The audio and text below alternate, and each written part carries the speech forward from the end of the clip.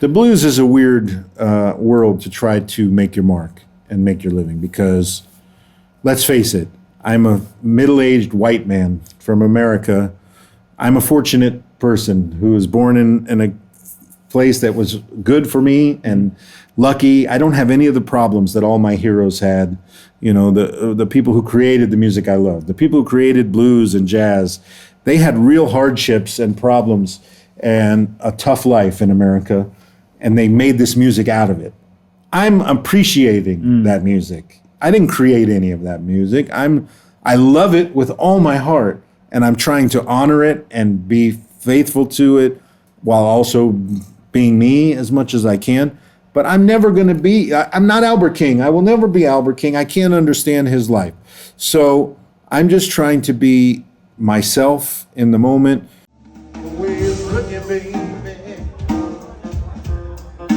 What you already get. All the other boys now, baby, can't bring you what I brought.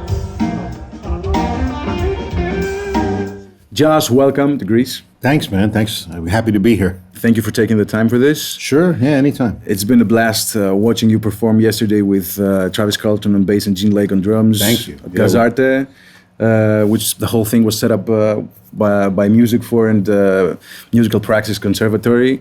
And it's so good to have you here at Provost Music Studios before your clinic. Thank you. And it's your third time in Greece, but this is the first time you've actually performed, right? Yeah, it's the first time I've been here to do my own show or performed at all. Mm-hmm. I've been here with Joe Bonamassa a couple of times, but just really to land here and get on a cruise. Right. And go around. So, yes, so nice.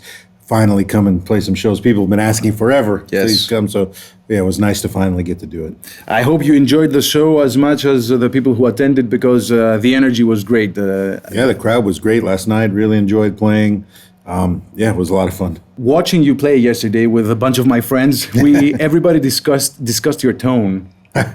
I mean, it's spot on. And I'd like to ask you, how do you go about dialing up your tone live versus the studio, because you're also a music producer and you wear a lot of different hats. So. Yeah, well, I mean, live is a little different than the studio, of course. In the studio, everything is driven by circumstance or that exact moment, and decisions are made based on what you're trying to achieve for a specific task, you know. Live, I'm trying to do, at least if I'm playing my own music, trying to sound like me. Yeah. You know, so there's certain things that I know work for me. Like last night you saw me play, not my amps, you know what I mean? Just my pedalboard and guitars. So, you know, I know what kind of amps will work. If you ask me like personal preference, I probably would have preferred a different amp. I had a deluxe reverb yesterday. I would have rather had a super reverb. Not because the deluxe wasn't loud enough, but because I like the headroom a little bit differently from the super than I like from the deluxe. Deluxe breaks up sooner, you know what I mean? You know, but there's just little things. So the gear that I like and that I use and that I've kind of found over the last, 20 years of figuring it out, I like things that allow me to be dynamic. So things with not a lot of compression, things with high headroom, things that can take a punch and don't fold over, you know. So everything I use kind of fits into that box, like heavy strings because they sound good and they push out a lot of signal and they're clear and strong. And, you know, cables, I like cables that are very flat and balanced. I want to hear what the amp sounds like. I don't want to hear what the amp sounds like with a blanket over it, or what it sounds like when there's no capacitance and it's so bright because your cable is making things bright. No, I like flat cables, neutral cables. I like pedals that react to your volume control really, really well, so that, you know, when you roll one number different on your volume, you hear it, or one number different on your tone, you hear the difference. So everything I use kind of has to fit into that category for me. And you've developed this mindset over the years and through experience. Yeah. And when did you actually, if you take a step back and look at your career, where will you place the time that you actually figured out exactly how you want things when it comes to gear? Yeah. Well, yeah, it was gradual, you know. The biggest change in kind of figuring out this is what I want to sound like is when I started playing Teles more than Strats, because everything just sort of kind of clicked when I switched. I had played Strats most of my childhood and teenage years, you know, and I loved Strats and I loved Stevie Ray and Hendrix and, you know, all of our Strat heroes. But I got a good Tele finally, and I started to realize that I was kind of thinking less when I played the Tele. I was just flowing more, and also it's rising. A Tele has less sounds than a Strat and is less comfortable than a Strat, but it's more versatile than a Strat because it just fits in anywhere you go. You make it adapt to you. It just kind of has this magical thing about it. So the Tele was the biggest thing that kind of changed things for me. Right. And then when I started to use less overdrive pedals and more like boosts and fuzz pedals instead. So like my main pedal for the last 20 years has been first the Love pedal Chula, and then the variations of it, which now I have a pedal I designed with Polly from Australia called the Flat 5 pedal.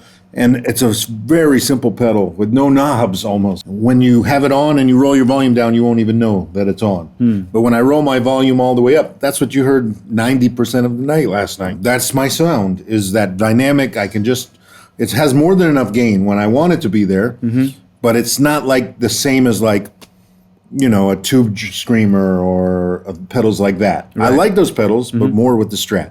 Right. Like I like with the Tele, and when I started finding those sounds and learning how to use my volume knob more and switch pickups more and be more dynamic, that's when I felt like, oh, this is starting to become my sound. So it's basically built around the Tele, right?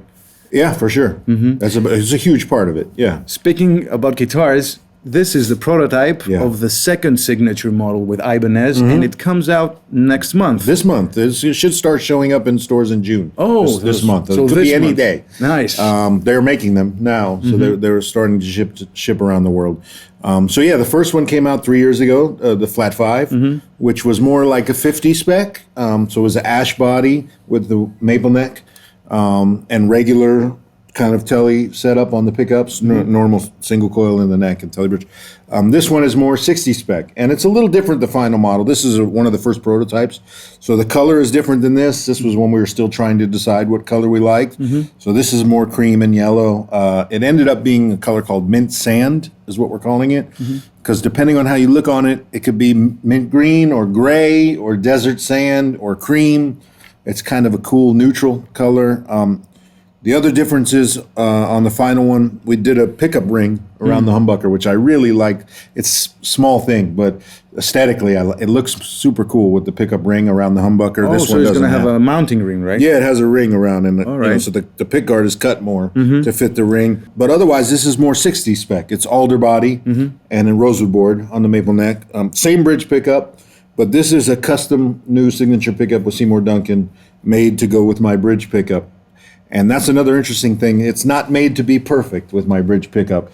For the same reason I like the pickup ring, I wanted it to feel like this was a modified guitar. Okay. I wanted it to feel like someone bought this Tele or Tele style guitar or my guitar that they loved, but they wanted a humbucker and they just dropped it in. Okay. So instead of, Seymour wound some pickups based on my specs, and instead of picking the one that was a perfect balance with my pickup where you switch and it's perfect, I picked the one that was a little too hot. A little too thick. Not too thick, but a little bit, because I wanted it to sound like all those great Teles that we heard, Keith Richards and all these people playing Jeff Beck, when they would just drop it in, and they didn't have a one wound perfect to match that. I wanted it to have that feel of like a loved, worn-in, modified guitar. Right. I was going to ask you, having played so many different Strats and Teles over the year, what's the thing that a signature model is giving you, but you kind of answered it.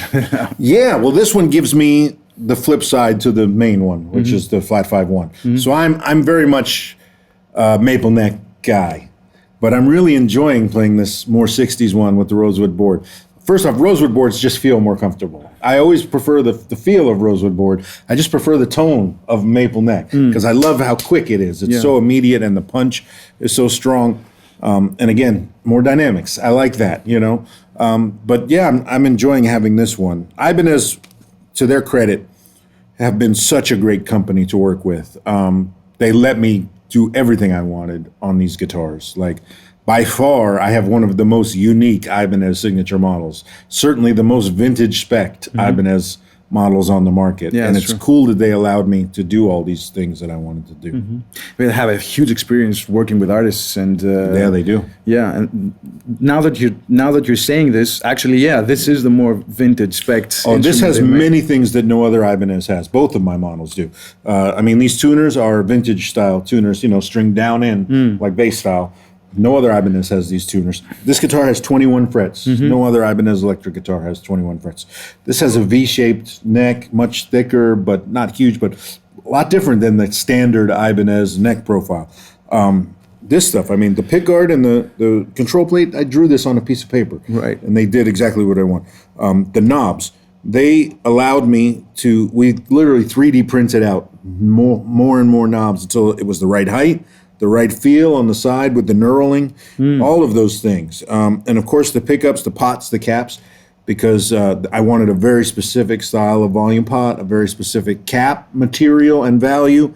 They let me do all those things. Also, the regular models, this is based on the AZS line. The AZ is the more stratty one. The AZS has, a body carve here and a contoured heel. This has none of that.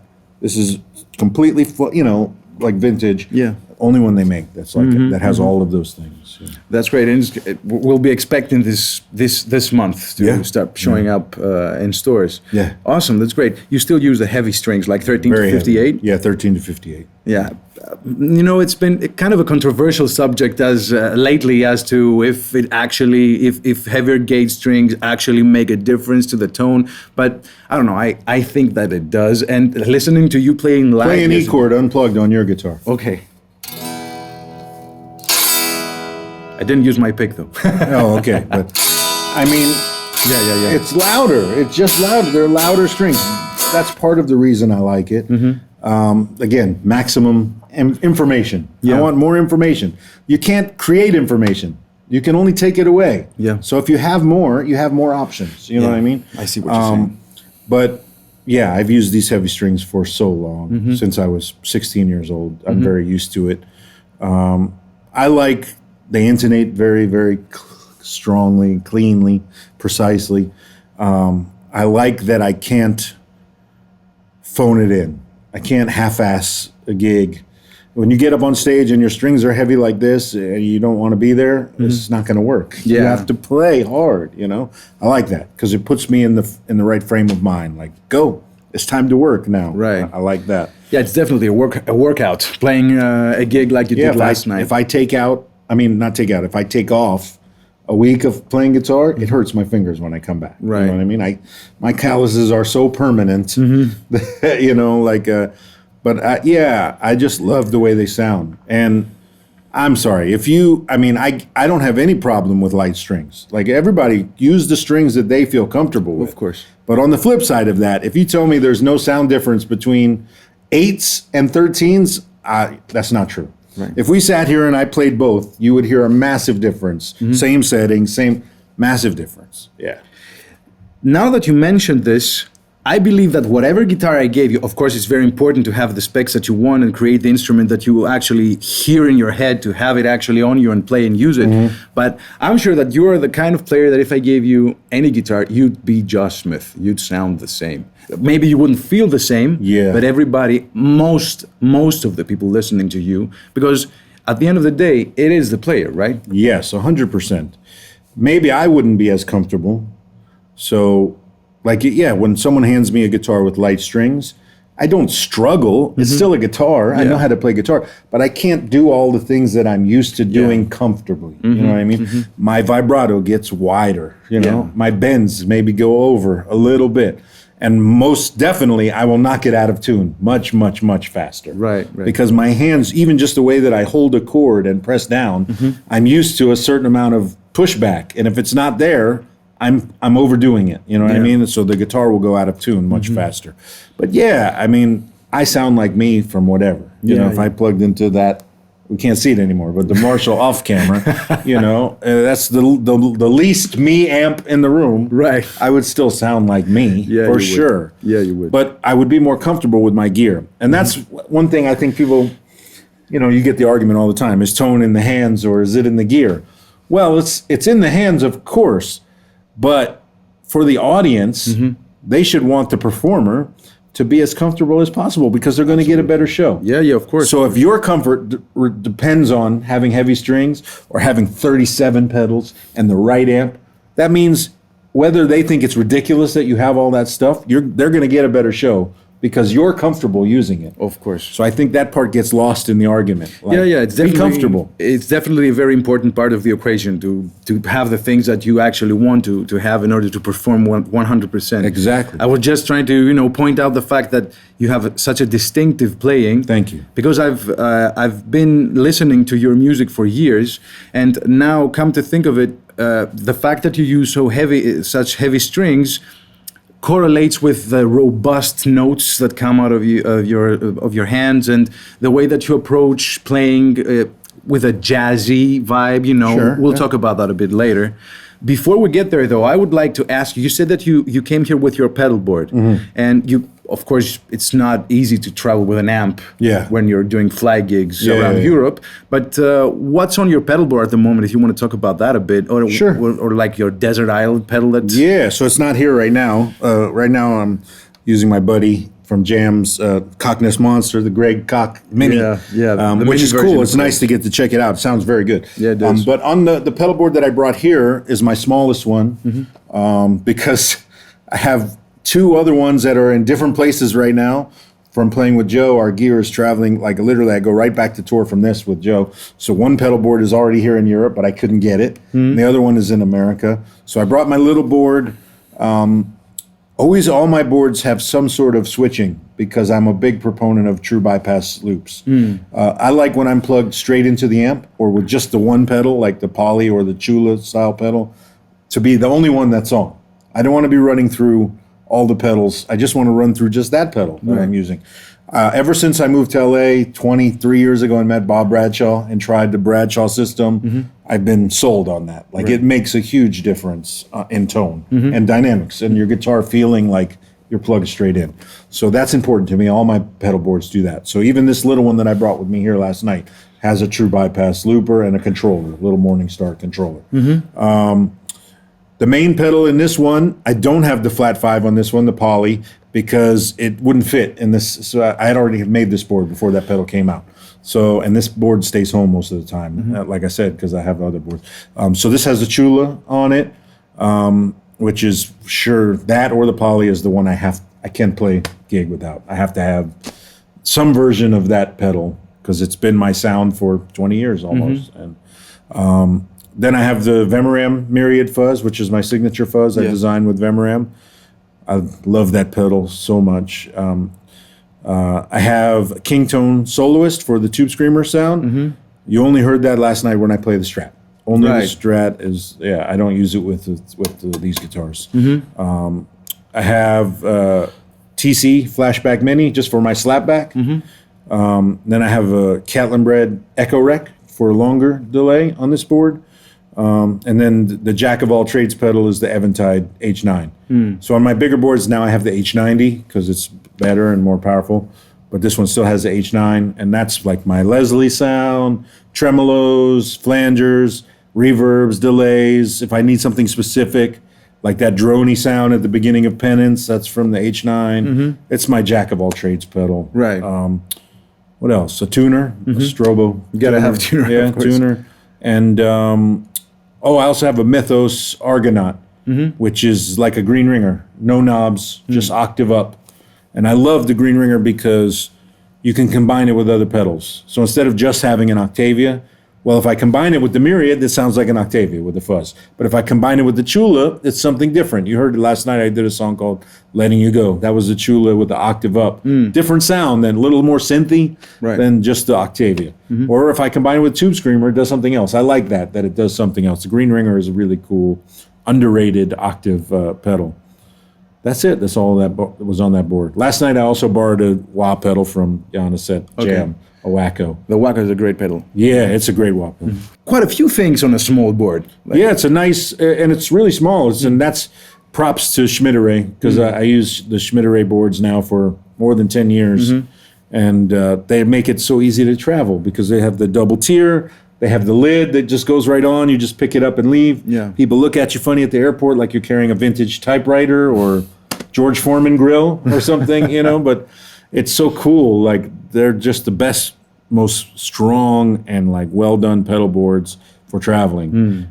So I think I have 5 different ones that I've made over the years for different sizes and different travel.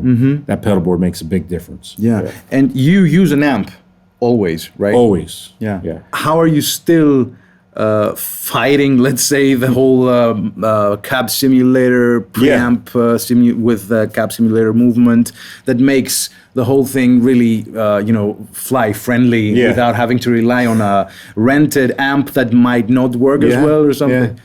I'm not fighting it. I lost already, but it's fine.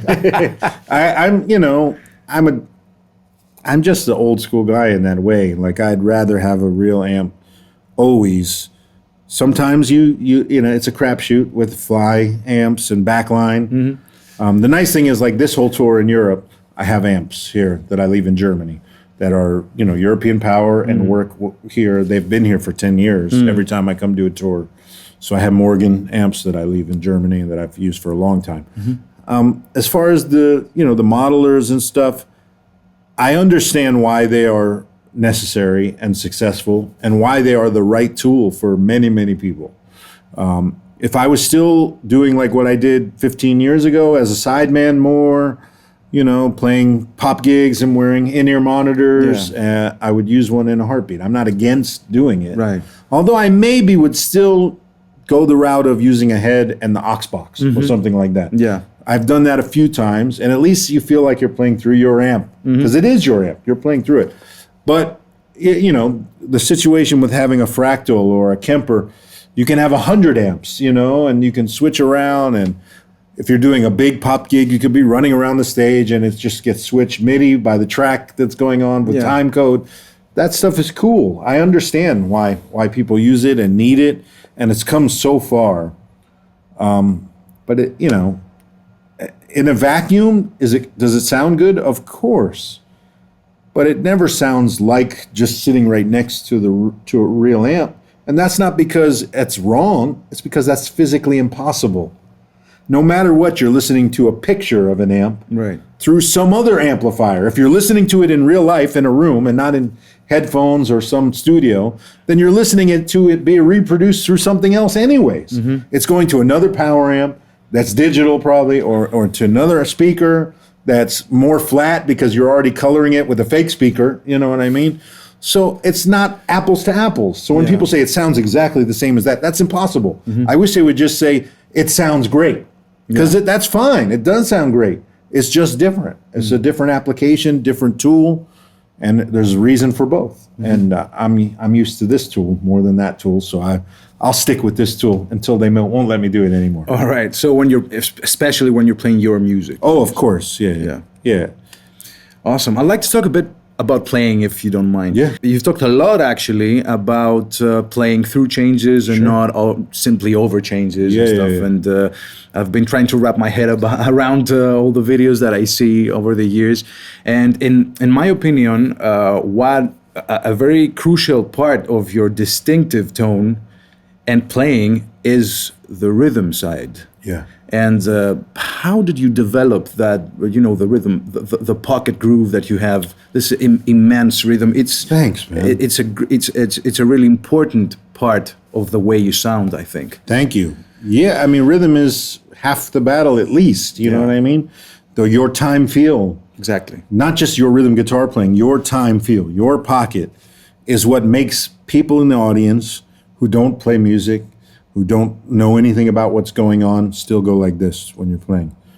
Oh man, I feel that. You know what I mean? They feel something, a pulse, a phrase, a timing, something, and that's your time feel, And everybody has a personal one. Mine comes from just many, many years of my experiences, So when I was a kid, I took lessons. My very first teacher was a jazz guitar player in Miami, where I grew up. And he was really young. He had just graduated from University of Miami, which has a really good jazz program. And he was getting ready to move to New York to try to be a jazz musician. And I was 6 years old. and took some lessons from him. And he told me at this lesson, like maybe my third lesson or something, he said, "Man, you have really good time." I didn't know what he meant. And he told my parents, he said, "Josh has really good time. Like he feels like an adult when he plays, like he feels a good pulse." And my parents, they don't play music, so they didn't understand, but he kept telling me, "Man, you got really good time. You need to like keep leaning into that, don't let it get taken away. Don't practice with a metronome." He told me, "Don't practice with a metronome. Don't practice with Yeah, he said, "You feel it in here." He said, "Play with music. Play all the time with music." Right. So that's what I did. I played with music. And then I was lucky to, growing up, start playing gigs when I was really, really young and play with, good musicians. I was lucky to play with some adults who were very good musicians and who were willing to be both nice to me and mean when they needed to be. And I don't mean like, oh, they were assholes. I mean, they were willing to tell me when I needed to improve something or if I could do something better. And that helped a lot too. Things like, the bass player telling me, hey man, I'm really in the center of the time, you're dragging, or the drummer telling me the same thing, like we're playing maybe like a Motown song where I have to play quarter note backbeats, blah, boom, blah, boom, blah, boom, blah, and telling me I'm not with him, you know what I mean? Go listen to more Motown music, go listen to more James Brown, and things like that. And I did, because as a kid, I was obsessed, like with getting their approval. I wanted these adults to like me and to accept me as a musician, I wanted to be one of these guys badly. And so I worked on the things they told me. And those things, I didn't realize it at the time, but all those gigs and all that playing rhythm guitar for other soloists and singers, learning songs, it was making me my pocket so much bigger and deeper. And then when I started soloing more and more and more, I realized, I had much more freedom in my time feel because of all that work that I had done working on rhythm guitar. All that time, when you sit on your bed, and play, little things like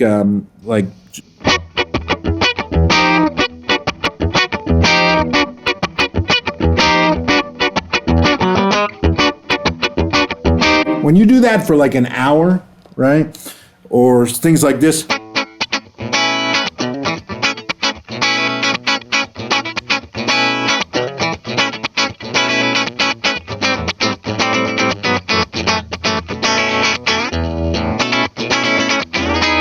Whatever, when you sit on your bed and play rhythm guitar, you can't help but start to feel things in the holes. So when I'm hearing that, I'm hearing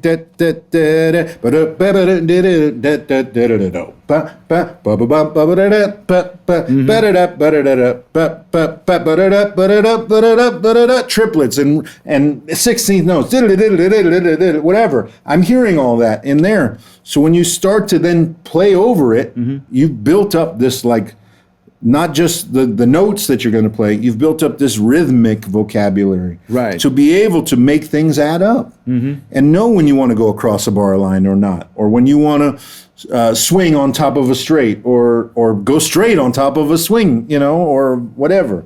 And that comes from practicing rhythm guitar all the time. It makes you just feel music better. Okay. You mentioned the fact that you did have it, though, as a kid. So Yeah.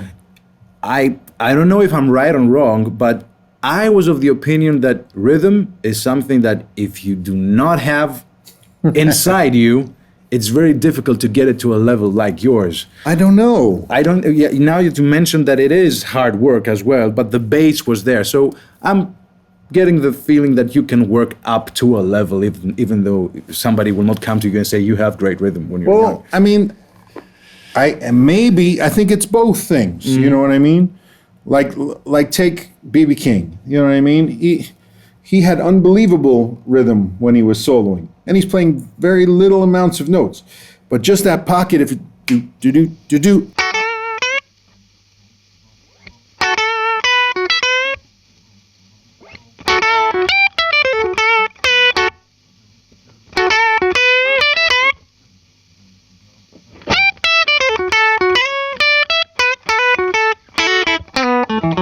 You know what I mean? Like he has such a deep pocket. All these guys, Listen to John Scofield take a solo, and his time feel. That's how you can play a solo for 5 minutes and keep somebody interested. It's not just the notes that you play, even though he's playing incredibly cool note choices that are really smart and really interesting and sometimes funny, and all the things that we use just to pick in the notes. That's half.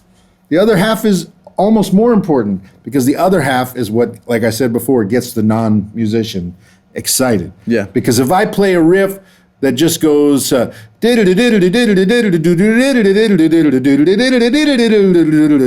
whatever, it's cool. It takes some technique to be able to play. But if I play that same riff and go, then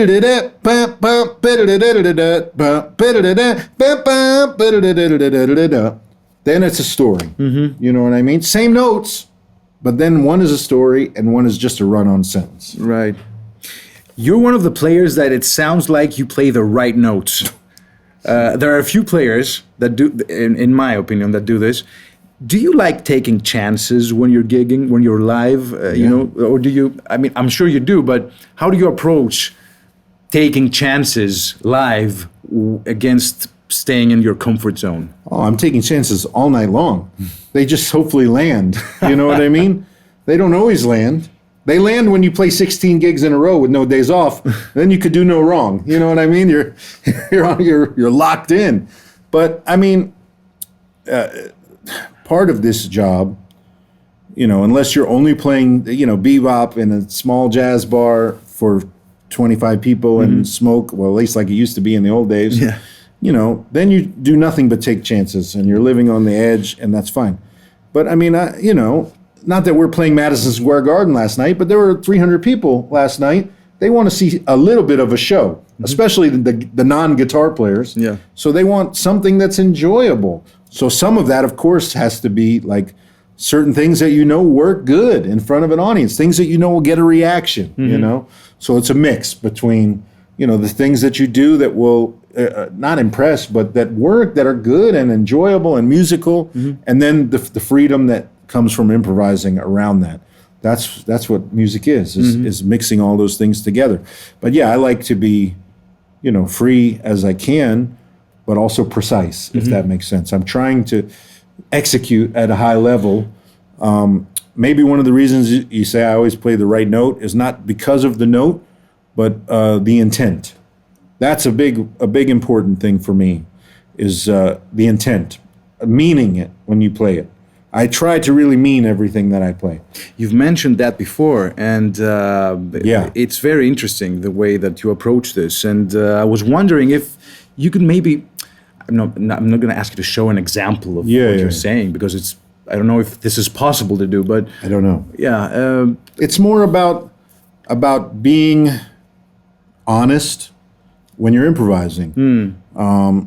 So like when I look out at the room last night, just like I look out at the room every night when I play a gig, I know, okay, there's a lot of guitar players out there. I know they come to that's my audience. There's a lot of guitar players, at least a good portion of my audience.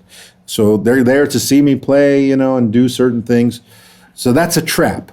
Like it's a trap for me to just play things to impress you or just the guitar players in the audience. Yeah. Then you're not making music. You know what I mean? You're just playing guitar like a stunt, like just to show off, like wind me up and go, I try not to do that. I try to play based off of what I'm hearing in here, what I'm feeling right at that moment, and then be influenced also by what's going on in the room. And not just what's going on in the audience, what's going on with the other musicians. Exactly.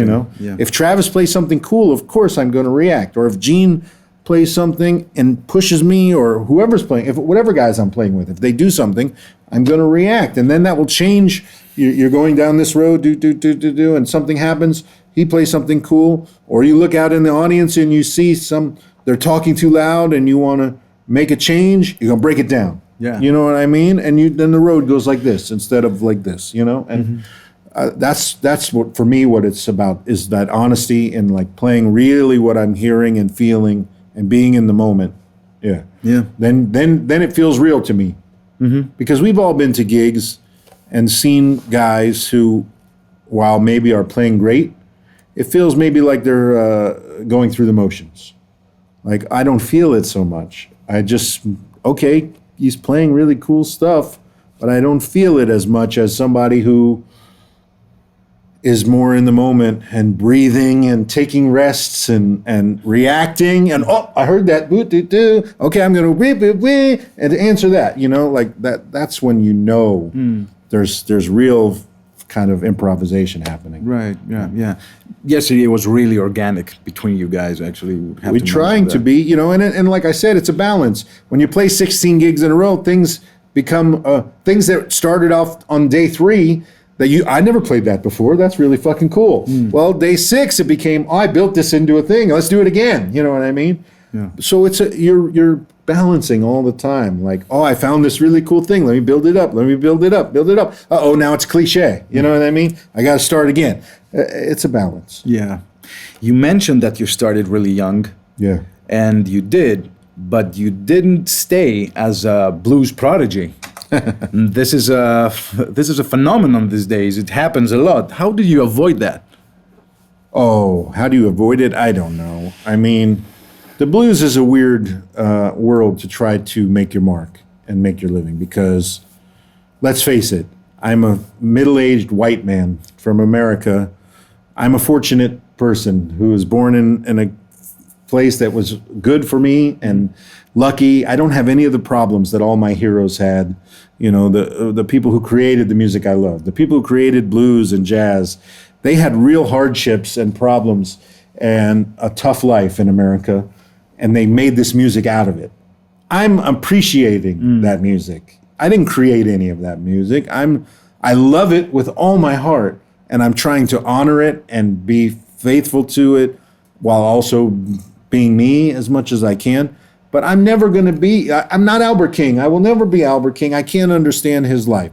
So I'm just trying to be myself in the moment. And then the blues fans and the blues scene and the blues world, they sometimes get angry with you if you grow too much.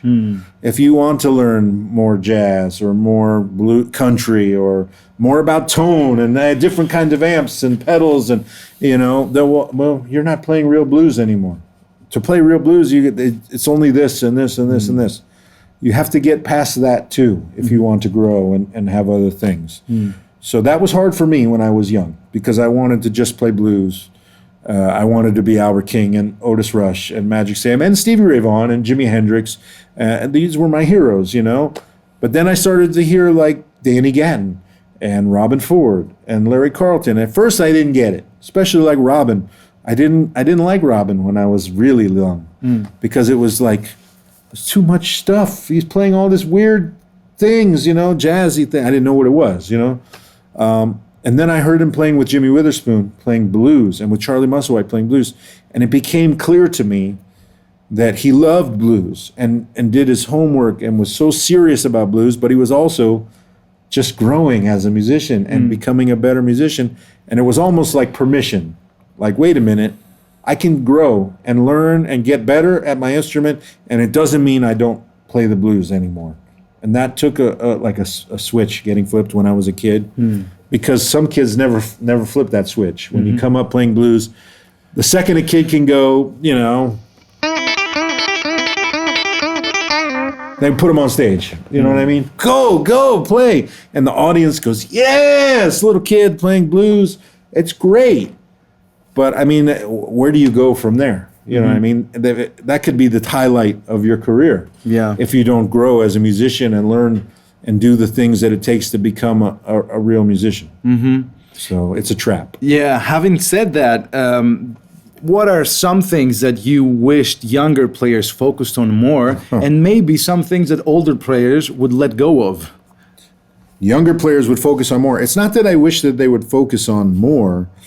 It's more that I'm sad that they don't have the opportunity to play 1,000 gigs before they turn 20 years old anymore. Right. It's just not there. I was so lucky to get to play all these gigs, often where I was the only soloist. So I was forced to play like 3 shows a night, 3 hours or 4 sometimes. and full of a small room of drunk people, not paying attention, just a bar, but where, okay, this is my job, is to stand over here and play with the band and solo all night long. Well, when you do that for 3 nights a week, 4 nights a week, when you're 14, 15, 16, 17, that's when you build your real vocabulary and your chops and your time feel. And not just that, your skills, like the ability to get someone's attention who's not paying attention. The ability to get cheers, from people, applause, who weren't gonna give you that unless you grabbed it, Those things don't exist anymore. They have all these other things that I didn't have, which is amazing. They have infinite amounts of information to learn from and knowledge. All they have to do is go type in, I want to learn how to do blah, blah, blah, and they'll get 1 million videos about that exact topic, and they can immediately start figuring it out.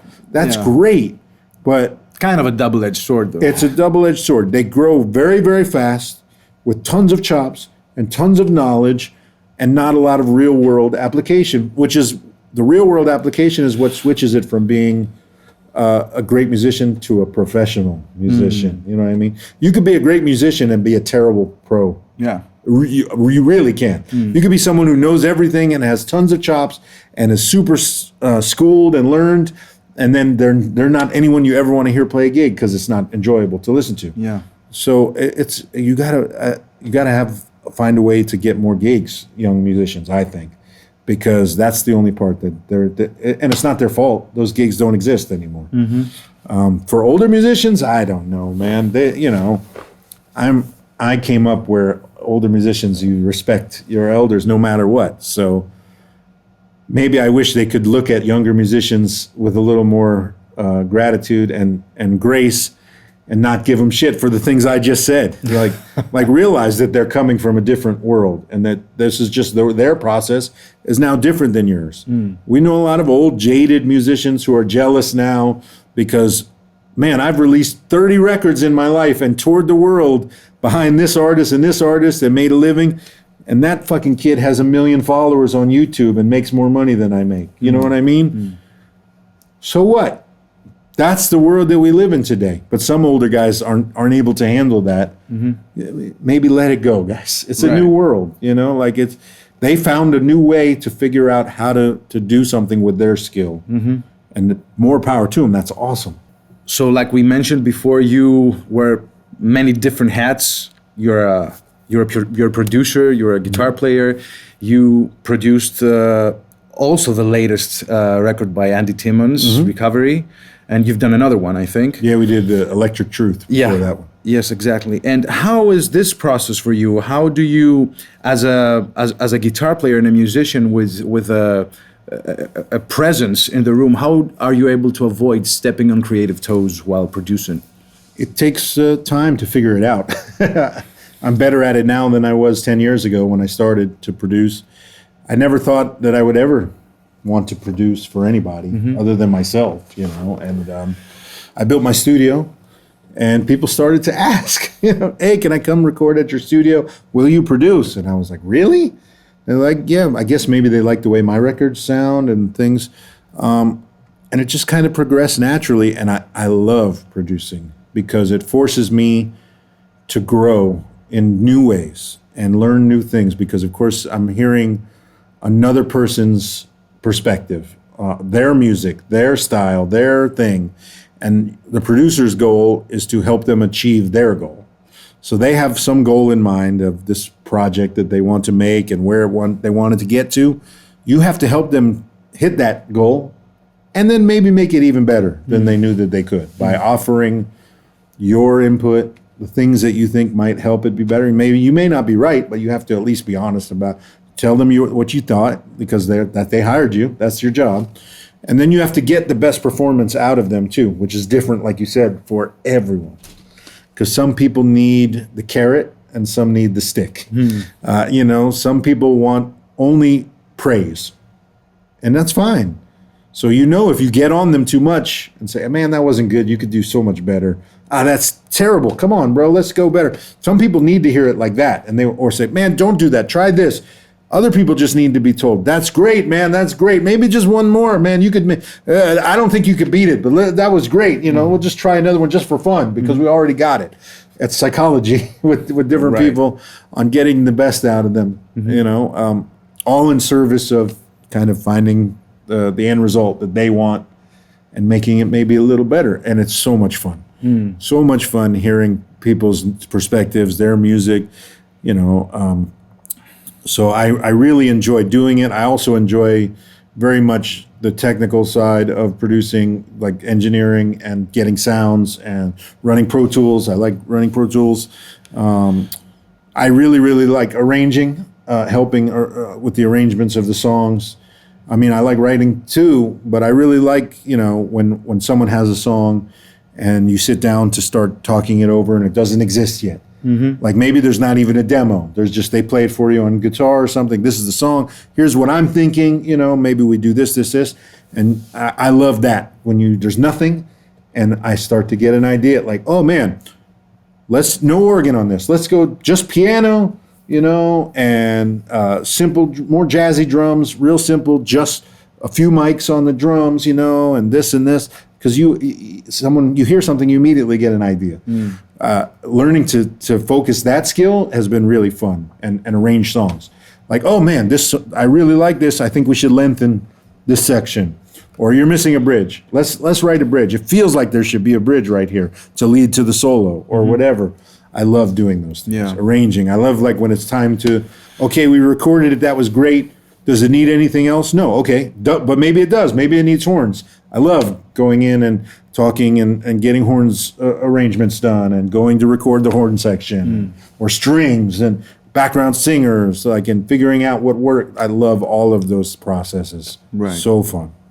And what about the experience playing with Joe Bonamassa? Yeah, it's been great. You know, it wasn't something I ever thought I was going to do, but we're such close friends and we've produced so many records together as a team that when COVID was going on, he finished a record, which is now, you know, a while ago, 2021.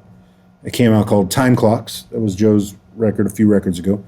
And he was getting ready to go back on the road for his first tour since COVID, when people were just starting to ease back out there on the road. And that record, Time Clocks, had more guitar on it. And he was like, man, why don't you come with me? I think we were in the middle of producing a record, the Larry McRae first record, which is, Larry McRae has a new record coming out, which is amazing. But anyways, we had just finished working on this Larry McRae record and we were going into mixing it and mastering. And he said, why don't you come on the road with me? I need someone to play rhythm guitar on these songs. And we could be checking mixes on the road and working on the record. I said, all right, cool. And I needed to work too because COVID was tough for everybody. Yeah. And I thought, well, this will be 3 months of fun with my friend and you know, I'll play rhythm guitar and have a good time. And it was really fun. And at the end of the tour, I think he liked having his friend with him on the road. Also someone his age. At that time, the band was a little bit older. Everybody was a little bit older. Not that there's anything wrong with that. But I think this was the first time he had somebody very much his same age in the band and his friend. Yeah. That, you know, so we were hanging out on the road every day and doing things. We were working. Also, I've been a musical director before on other gigs. Yeah. So I can't help but like make suggestions and try to make things. That's just my personality. So when we get on the road and say, hey man, this arrangement is cool, but it would be a little better if we did this, you know, or hey, the lights are cool, but we should try this with the lights because we're breaking it down more there. Why don't they go dark, you know? And that's just my personality. I see something that maybe it could be stronger, at least in my opinion, and I'll say something. Yeah. And he'd never really had someone do that either. He's always had amazing musicians, but he never had like a musical director who like just questioned. They would just do whatever he said, you know? So I was the flip side of the coin, ready to give him some feedback, you know? And I think he liked that. And then we were doing so many records together, and we were using my band on the records, sometimes Travis, but most often Lamar Carter and Calvin Turner, who I've played with for so many years. We toured together with Raphael Sadiq and with many artists, and they played on all my records. They're my favorite rhythm section. And we had been using them for some of the records that Joe and I were producing. And then Joe asked me to produce a record for him called Blues Deluxe 2, which came out last year. And so I used them to play on that record. And after that, he was like, man, I love this band with these guys. Let's change the band. So then it changed to being literally like most of my best friends were there. Me and Joe and Calvin and Lamar. So, of course, I stay, because it's such a good situation. These are some of my best friends in the world. They're like my brothers, and so it's pretty cool. And also, it's cool being on the road with Joe because his audience, they're predisposed to maybe like what I do. So if they don't know who I am, I'm going to make new fans every night. Yeah. Even if I only take one solo or two solos a night, someone will go, oh, I never heard that guy before. Wow. And maybe go buy a record. I might be accused of being a fanboy, but I'm going to say that that's all you need to gain new fans, one solo. Yeah. All right. I've been meaning to ask, if we browse through your listening history, what are we going to find there that might surprise many people? And does it seep into your playing at all? Sure. What we find that will surprise people? Not a ton of surprises. I listen to lots of jazz and blues, but also lots and lots of R&B and soul, lots of Stax and Motown music, just because it's my favorite. And funk, There's not a lot of new music that I like. I listen to St. Vincent. I listen to that guy McGee. I'm kind of feeling that McGee thing. My friend plays with him. Right. I think there's some that's cool what's going on there. I listen to some heavy metal, might surprise people. That's from my nostalgia from the years that I was a kid, Okay. So, when I was starting to play guitar, yes, I listened to tons of blues and classic rock and jazz, but also that was the time of Eddie Van Halen and Steve Vai and Joe Satriani and those guys. So of course I listened to some of that music. So I still listen to Van Halen a lot. I listen to Eric Johnson a lot.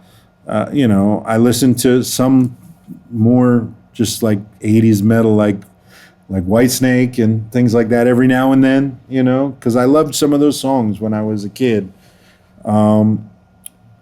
I listen to some modern jazz. This guy, Emmanuel Wilkins, on Blue Note. I really, really like Emmanuel Wilkins.